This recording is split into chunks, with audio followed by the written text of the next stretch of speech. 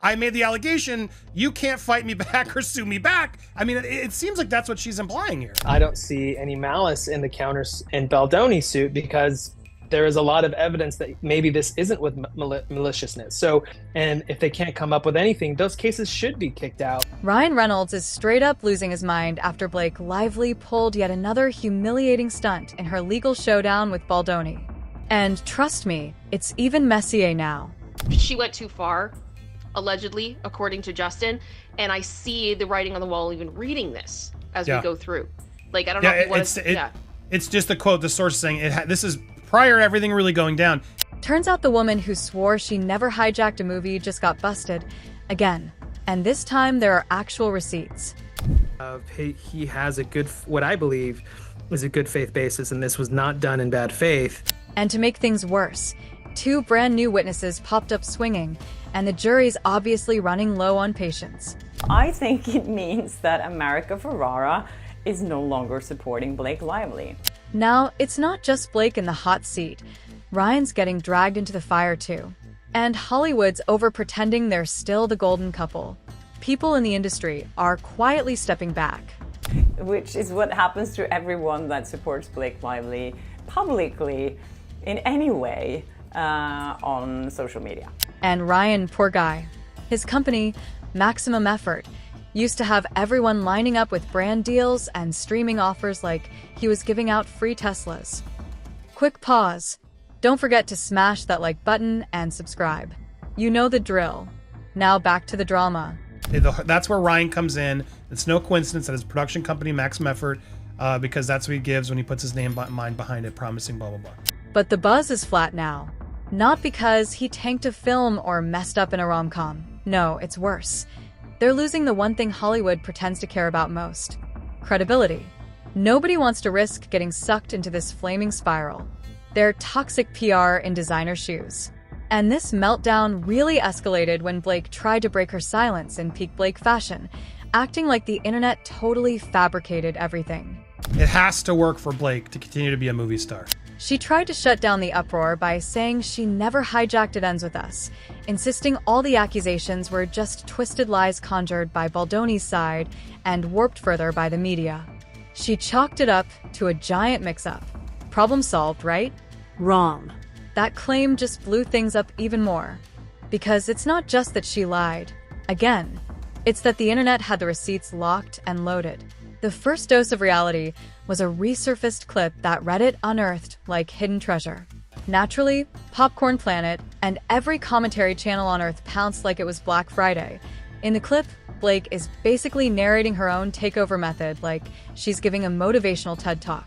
It really does add to the factor, that movie, she once again seemingly got caught trying to take over, and 2, it was such a big bomb and she was so involved with her authorship that if this movie didn't do well, Kim, it would have been disastrous. So she explains how she was pursuing director Reed Morano, not for the rhythm section, but for some other idea she had.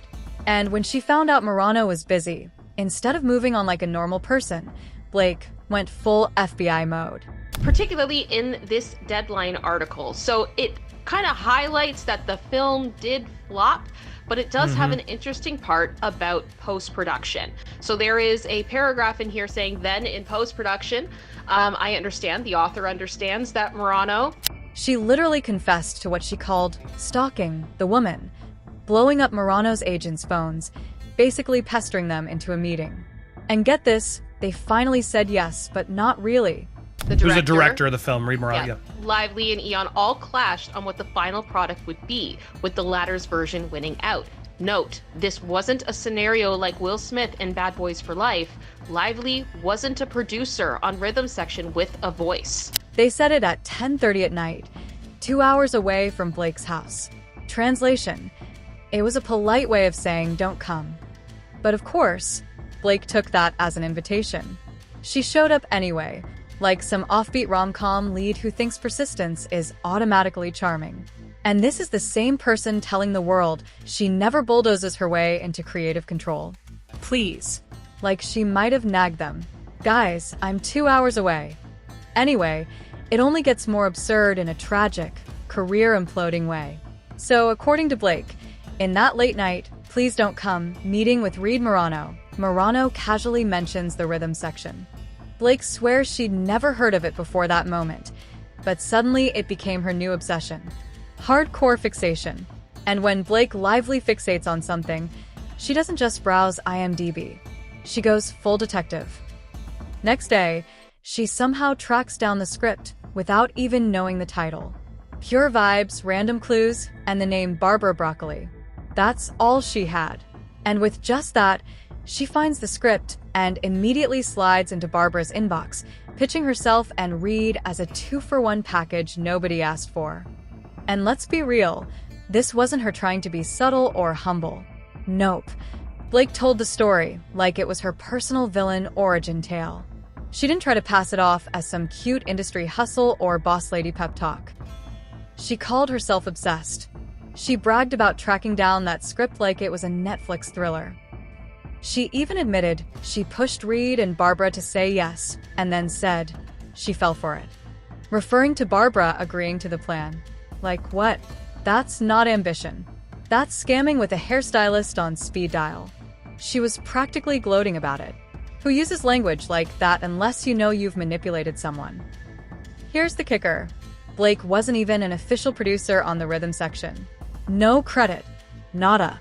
But a Deadline piece from early 2020 said the behind-the-scenes drama was so tense it could have been its own movie. There was major conflict between Blake, Reed Morano, and the Ian production team.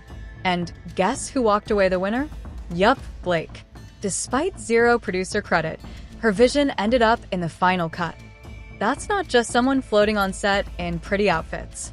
That's someone calling the shots from the shadows, running the show she wasn't supposed to run. So when she stands there now, all straight-faced, claiming she's never taken over a project, come on.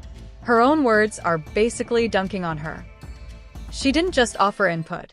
She shoved her way into high-level decisions like it was her right. No hesitation, no apology, not even a fake request for permission. She did it proudly and loudly, and now wants everyone to pretend it didn't happen. Yeah, good luck. And now we've got some ultimate déjà vu. The It Ends With Us fiasco is basically the rhythm section 2.0, just with pastel sweaters instead of spy vibes.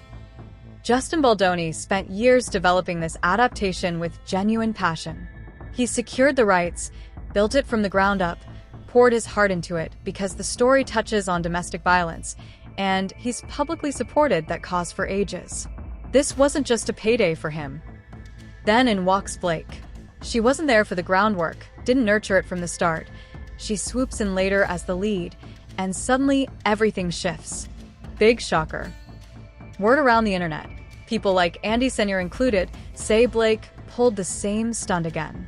Once she landed the lead, she didn't just act.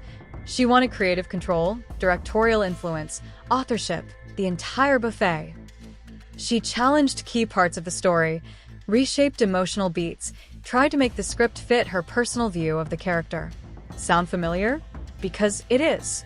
That's Blake's signature move. Enter a vision someone else built and rearrange everything like she owns the place. And here's the craziest part. She still had zero producer credit. Nothing official. But apparently, she was so loud about her input that the original team's ideas got drowned out. And just like before, when the train started derailing and people noticed, guess who magically pops in? Ryan Reynolds, of course. It's clockwork. His company, Maximum Effort, suddenly stepped into the ring the moment critics started complaining about Blake's creative meddling. Not for artistry. Oh no. It was PR janitorial duty. From curated posts to sparkly BTS promos, call it what you want, but Maximum Effort wasn't there to boost the film's art. They were strictly there to salvage Blake's image. So we're seeing the same old pattern. Zero producer credit, but all the authority. Everyone walking on eggshells, Ryan cleaning up while the internet watches in 4K. At this point, it's not just a habit, it's a formula. The worst part? They still expect people to swallow the "we're just passionate artists" line while the actual creatives get shoved aside. But it didn't fly this time. If anything, it blew up in their faces. The public saw the pattern loud and clear. In trying to paint Blake as the soul of It Ends With Us, They accidentally confirmed she was taking it over. Just like before, she wasn't part of the original vision. Now she was steering it, shaping it, and acting like it was all her idea. Insiders started whispering that Blake wants to follow in Reese Witherspoon's footsteps, an actress turned producer/media mogul. A revealing moment came in June 2023, right before her lawsuit was filed. In an interview, Blake said "It Ends With Us" was extremely personal and she'd helped shape the tone from the inside. That quote became a flashing neon sign for critics because it clashed hard with her later legal filings that painted her as just a performer blindsided by hateful backlash. Her meticulously built PR campaign was already cracking when an unexpected grenade from someone who wasn't even picking sides blew it wide open. Freelance journalist Kirsty Flay reposted an old interview she did with Blake. On the surface, it seemed harmless. But in the middle of this legal circus, the timing was disastrous. The interview's content didn't match the sob story Blake had been selling, and just like that, her narrative started to implode. A VOD. It spread across platforms like Flossom Talk, but as soon as the clip went viral, the trouble started. Blake's lawsuit leaned on this narrative of emotional trauma and targeted sabotage, painting her as a victim of a vicious PR onslaught allegedly orchestrated by Baldoni, Melissa Nathan, and the It Ends With Us team. She claimed crippling psychological harm, fear, humiliation, saying she could barely face public events or get through daily life. But Kirsty's interview wrecked that claim. It showed a totally different Blake, chatting confidently in a time frame that overlapped her supposed breakdown. It wasn't just the content, it was the date. This interview happened long before Blake filed her lawsuit, yet there was zero mention of any ongoing trauma. That raised serious questions. If her distress had been continuous, as the legal docs suggest, how is she appearing so normal and unbothered in that interview? That contradiction was basically a smoking gun. And unlike the usual detractors Blake's team tried to silence, Kirsty couldn't be dismissed as some biased gossip channel. She wasn't part of YouTube's rumor brigade. She had no ties to Baldoni, Melissa Nathan, Jennifer Abel, or anyone named in the lawsuit. The thousands of texts turned over to the New York Times showed no connection to Kirsty. Not even one mention. That's what made her a real threat. Another prime example? A People article was slipped in as a reference, not to highlight Kirsty's journalism, but to paint her as unprofessional during a past Blake interview. They twisted the story to make Kirsty sound rude or aggressive, a sneaky move to undermine her credibility. Then they edited her career history, trimming out her awards and achievements, and swapped in neutral wording to downplay her authority. The fact these edits happened quickly and in a consistent pattern screamed coordinated effort. It wasn't random trolls messing around. It felt like a calculated PR blitz meant to discredit her just enough so people would ignore her. Not an outright ban. That'd be too obvious, but enough to seed doubt. This tactic isn't new. We saw it in the Amber Heard versus Johnny Depp trial. Critics of Heard had their pages vandalized, videos hidden, demonetized. Same with the Meghan Markle drama, where Wikipedia pages, YouTube comment sections, and Instagram algorithms magically shifted to shut down negative commentary. In both cases, supporters of powerful figures weaponized platforms to silence smaller voices. And Kirsty wasn't the only target. Around that time, another creator, Donna, also covering the lively Baldoni saga neutrally, noticed her Instagram reels were getting muted mid-play for no reason. Her followers said they weren't seeing her posts. Views took a nosedive. Engagement vanished. Algorithms seemed to be selectively suppressing content, only from creators talking about Blake's meltdown. And here's the real irony. It backfired. Instead of burying Kirsty, they elevated her. People started digging into her background, more journalists connected the dots, and Blake's big PR cleanup just made everyone more suspicious she was trying to rewrite history to save herself. And that's when it all spilled out.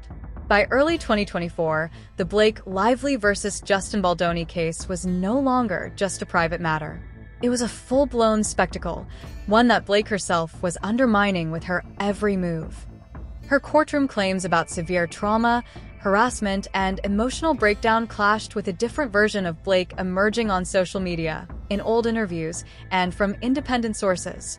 Her carefully crafted PR campaign painted her as a victim of cruelty and deceit, but beneath that story, a quieter, more methodical operation was unfolding. And it didn't look like defense. It looked like payback. People like journalist Kirsty Flau and creator Donna became prime examples. Neither waged personal attacks on Blake, nor had any link to Baldoni's camp. They'd both been covering Hollywood stories before It Ends With Us was even on the radar. But the second they posted stuff that challenged Blake's PR spin, even passively, everything changed. Kirsty's YouTube uploads started vanishing from subscribers' feeds. Viewers said they couldn't find her videos in recommendations. Her engagement took a dive. Meanwhile, Donna had her Instagram reels muted and hidden, with no official strikes or reasons given. Their content was the same. The platforms weren't. What both had in common is that they posted evidence contradicting Blake's narrative or dredged up older footage that didn't line up with her claims of severe emotional harm. These weren't hit pieces, they were receipts. Blake's team apparently didn't care. All that mattered was stopping the truth from spreading, which makes the hypocrisy sky high. Blake lively filed legal documents accusing Baldoni and his associates of plotting to destroy her career, her reputation, and her mental health. But behind the scenes, her own team was doing exactly what she accused others of: silencing, smearing, manipulating the algorithm to control the story. That's not just PR. That's digital gaslighting. And then came the final blow to her damsel in distress act. Because if Blake could grab her co-star's crotch without consent and giggle about it in official studio commentary, how does that square with her crying objectification over a remark about her skin tone? The hypocrisy was blinding, and worse, it was on record. No rumor, no hearsay, just raw footage. Blake wasn't taken down by gossip. She was taken down by her own truth. And most of it came straight from her own mouth. Outro how. There's no clawing back from this for Blake.